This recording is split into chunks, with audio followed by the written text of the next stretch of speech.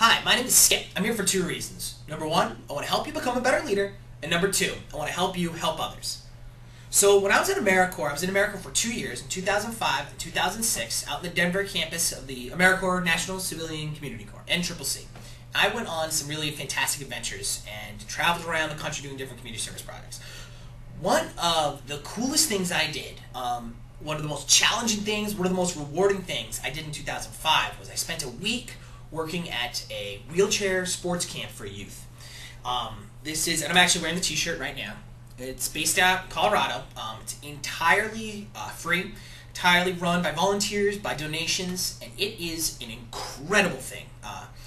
You have kids from first grade all the way up to high school who are in wheelchairs, and they are at different levels of ability. You have some who are completely dependent on other people to survive.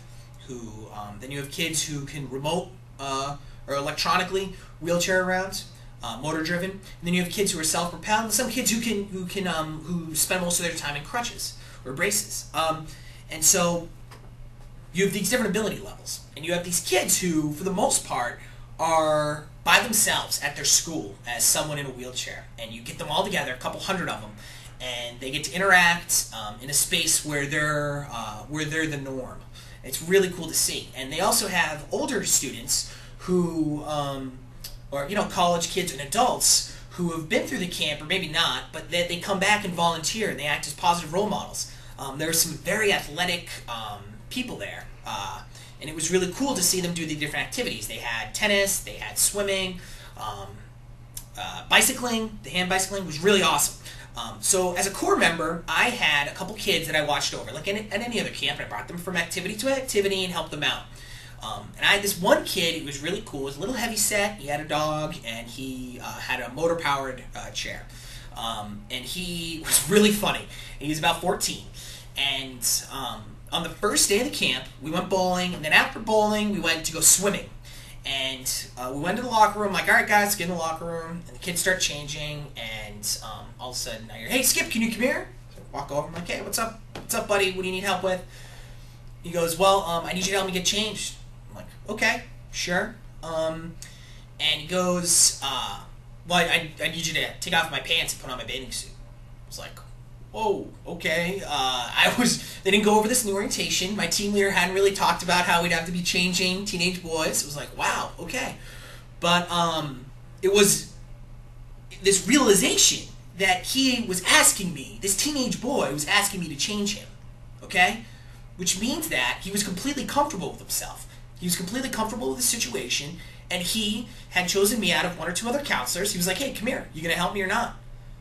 I want to go swimming, dude. We gonna do this? And I was like, okay, you got it. All right. So I changed him, helped him change up, brought him out to the pool. He hopped in this crane, dropped him in the pool, swam around, came back in.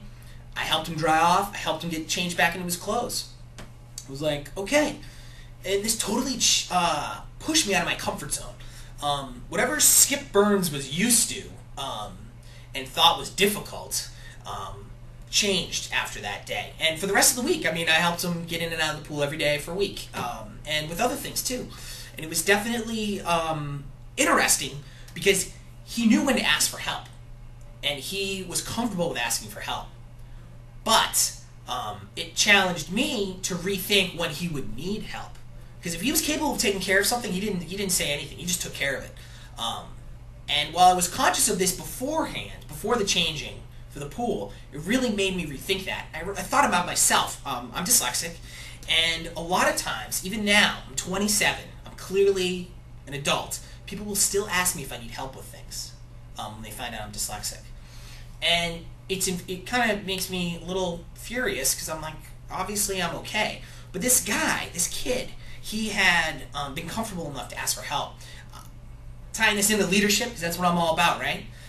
It's important to know when to ask for help, and it's important to know when you need to offer help. If you can extend, he knew I was there as a resource, but I wasn't like, hey, you're going to need help changing, little guy? I wasn't, it's a tough balancing act.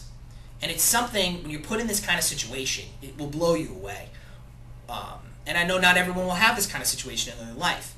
My challenge to you is to rethink the whole concept of helping someone else in the literal sense of helping them do something. Because chances are they need help, they'll ask for it. And if you're out there right now needing help with something, don't be afraid. Own up to the situation you're in, understand it, it's who you are, and ask for help. So that's what I got to say about that. It was a really awesome week, and this wheelchair camp had people from all over the country come because it was free. It was really an awesome experience. I'll tell more stories about it later. My name is Skip. Thank you for watching. Have a great day, and go live the wheel.